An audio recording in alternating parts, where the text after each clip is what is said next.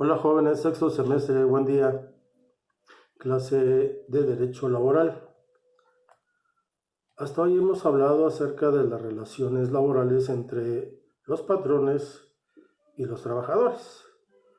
Es decir, hemos hablado de las relaciones individuales de trabajo. Ahora nos vamos a referir a las relaciones colectivas de trabajo. Es decir, ya no solamente el patrón va a contratar a una persona determinada. Ya no vamos a contratar a Jan.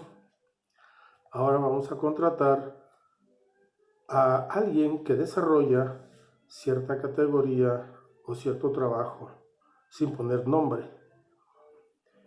Vamos a ver. El artículo 354 de la Ley Laboral establece: la ley reconoce la libertad de coalición de trabajadores y patrones. Es decir, recuerden que el patrón siempre ha tenido o ha ostentado el poder. La Ley Federal del Trabajo, como lo dijimos en un principio, era para equilibrar ese poder que tenía el patrón ante el trabajador de manera individual. Pero la Ley Federal del Trabajo estableció que los trabajadores, también los patrones, pueden agruparse, pueden coalicionarse. En el caso de los trabajadores, vamos a hablar de que se refiere a un contrato colectivo de trabajo. Ese contrato colectivo de trabajo, vamos a ver cuáles son los requisitos para formarse, va a dar fuerza a los trabajadores, no de manera individual, sino en su grupo. Obviamente a eso le vamos a llamar sindicatos. Puede haber sindicatos de trabajadores y también sindicatos de patrones.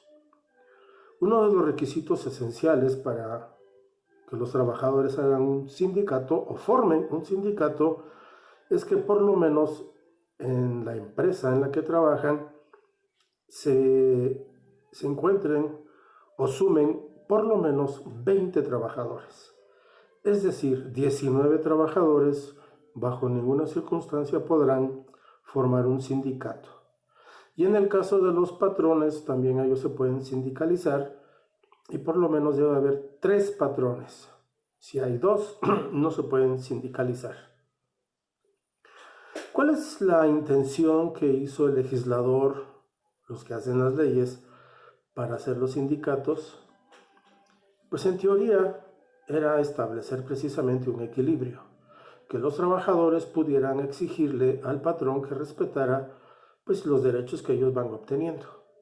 Desafortunadamente, como hemos visto aquí en México y lo hemos comentado en clase, un gran problema que tenemos en nuestro país es que los sindicatos se desvirtuaron. Hay unos sindicatos que se llaman charros, que están a favor del patrón, sin importar prácticamente sus agremiados. Otros sindicatos se han dedicado prácticamente a lucrar, aparte de cobrar cuotas, que es necesario en cada sindicato que cada miembro o cada trabajador aporte un porcentaje, el 6%, para las cuotas de mantenimiento del sindicato.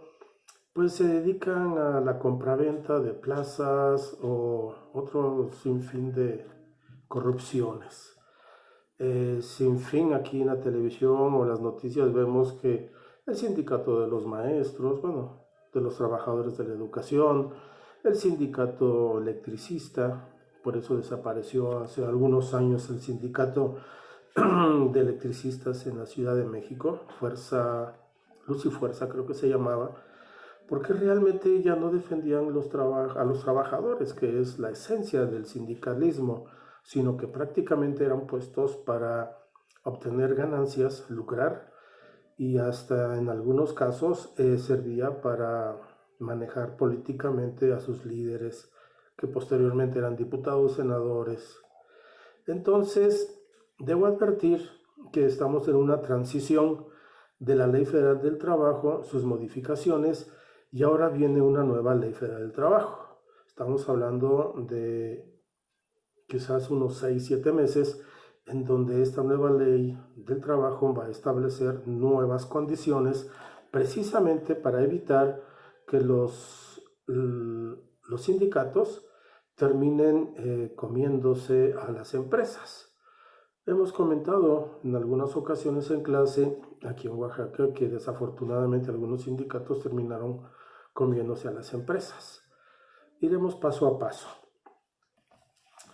El artículo 358 de la ley laboral dice que a nadie se le puede obligar a formar parte de un sindicato o a no formar parte de él. En teoría, yo, trabajador, puedo elegir si hay 2 o 3 sindicatos en mi empresa, pues cuál de ellos será el más conveniente para mí, para mis intereses.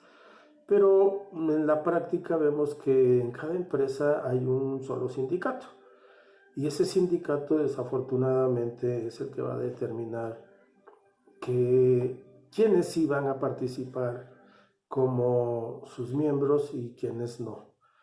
Más adelante hablaremos acerca de la cláusula de exclusión, que es una barbaridad. Los sindicatos tienen derecho a redactar sus estatutos y reglamentos, elegir libremente sus representantes, así como organizar su administración y sus actividades y formar su plan de acción. Uno de los requisitos para formar un sindicato es que se conforme quiénes van a representar a esos trabajadores.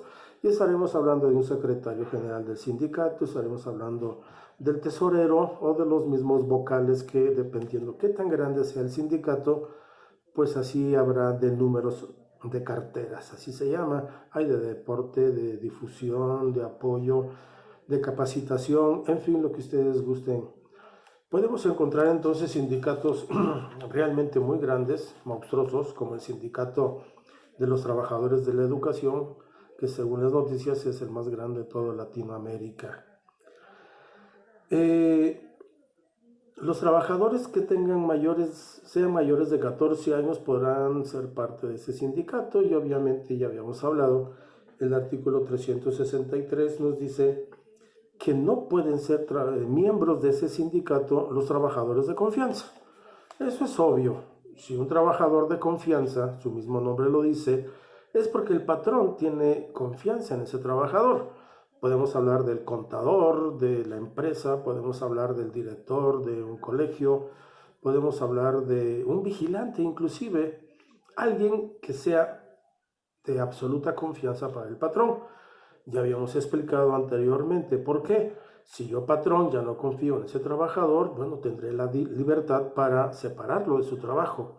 ¿Qué pasaría si fuera sindicalizado? Pues el sindicato se le echa encima al patrón, independientemente tenga o no tenga confianza, y obligaría a ese trabajador de confianza pues a mantenerlo, aunque ya se hubiera perdido esa calidad de confianza. Los sindicatos deben registrarse ante la Secretaría de Trabajo y Previsión Social en los casos de la competencia federal y en los casos de que sean las empresas del Estado, pues entonces ante la Junta Local de Conciliación y Arbitraje tendrán que registrarse.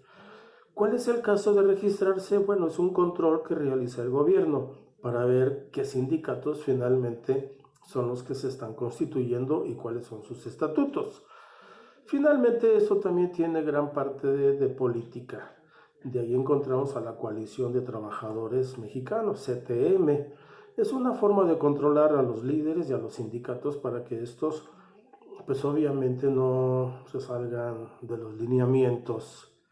Imagínense un sindicato como el que tenemos, Libertad, que es de transportistas. Ellos hacen desmanes y rompen y queman, inclusive hay homicidios, y es un sindicato tan fuerte que obviamente es incontrolable. Ese sindicato fue creado, por cierto, por el mismo gobierno. Ok, entonces los sindicatos, como ya vimos, son para defender los derechos de los trabajadores. La próxima clase voy a hablar acerca de los contratos colectivos de trabajo y pondremos más ejemplos. Es muy importante que tomen sus apuntes.